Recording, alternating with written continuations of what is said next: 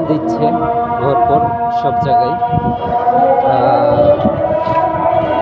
আমার আওয়াজ শোনা যাচ্ছে কিনা আমি জানি না, তবে আজকের এই দিনটাই যদি আমার মৃত্যুর দিন হয়ে যায়, অথবা দুনিয়ায় থাকার যদি আজকে শেষ দিন হয়ে যায় আমার, তাহলে পরের যে মৃত্যুর যে শুরুটা আছে, কিংবা কবর দুনিয়ার যে নিউ জার্নি হবে, তো ওইটা আমার জন্য কেমন হবে, তো ওইটা একটু চিন্তা করা দরকার আমার আপনার সকলেরই।